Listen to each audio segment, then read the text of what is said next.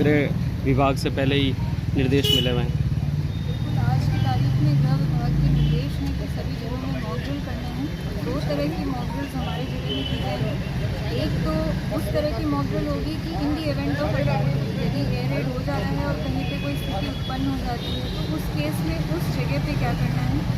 एक ये mock drill हमारी दिन के समय की जाएगी। एक मॉक ड्रिल रात के समय ब्लैकआउट की जाएगी कि यदि ये सूचना आती है कि कहीं पे कोई विमान आने वाला है 10 मिनट में या 15 मिनट में, तो उस केस में पूरे ज़िले में कंप्लीट ब्लैकआउट रहेगा।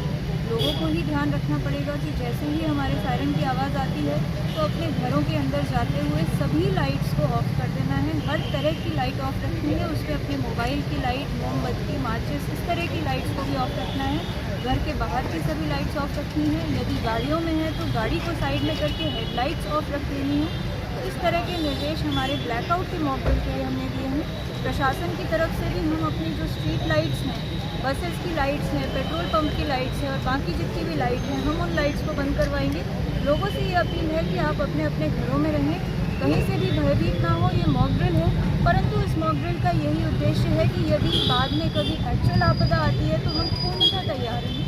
और उस तैयारी का पहला पहलू यही है कि जैसे ही सायरन की आवाज़ रात को आती है तो अंदर घुस के सभी लाइट्स ऑफ कर दें। ज़िले में कितनी जगह सायरन लगाए गए हैं, क्या व्यवस्था रहने वाली है मॉक ड्रिल से पहले की? देखिए, हमारे ज़िले में जो भी उपलब्ध सायरन थे वो हमने नगर पालिका क्षेत्रों में डिप्यूट कर दिए हैं, जिससे नगर पालिका क्षेत्र में वो सायरन बज पाए। परंतु चूँकि पूरे ज़िले में हर जगह सायरन की अभी उपलब्धता नहीं है, तो सायरन की आवाज़ जो है वो हमने हर पंचायत तक उनके जो लाउड स्पीकर्स हैं, स्कूल के PS सिस्टम्स हैं, पंचायत की गाड़ियाँ हैं या कोई मुख्य स्थल हैं, तो उनके लाउड स्पीकर्स तक हमने अलग अलग तरह की जो आवाज़ें हैं, 2 तरह की आवाज़ें होती हैं। एक तो एयर रेड आने वाला है वो आवाज़ है और एयर रेड ख़त्म हो चुका है और स्थिति सामान्य है वो आवाज़ है। तो ये दोनों ऑडियो क्लिप्स हमने सर्कुलेट कर दिए हैं। तो हर जगह पे चाहे आप कहीं पे भी हो, वहाँ सायरन हो ना हो, आपको ये दोनों सायरन की आवाज़ सुनाई देगी। आपसे यही अपील है कि जो पहले सायरन की आवाज़ है जो रुक रुक के आती है, बढ़ती है, कम होती है, वो आवाज़ सुनाई दे तो आप घरों के अंदर चले जाएं। यदि दिन का समय है तो घरों के अंदर जाएं। अगर रात का समय है तो घरों के अंदर जाके लाइट ऑफ कर दें और अगर गाड़ी में है तो गाड़ी को साइड में रख दें। और जब दूसरी सायरन की आवाज़ आती है जो कि बिल्कुल हाई टोन पे कंटिन्यूअस चलती है 1 मिनट तक, तब समझ जाएं कि स्थिति सामान्य हो गई है और तब आप वापस से नॉर्मल हो सकते हैं। शांति को लेकर लोगों से किस तरह की अपील करना चाहेंगे?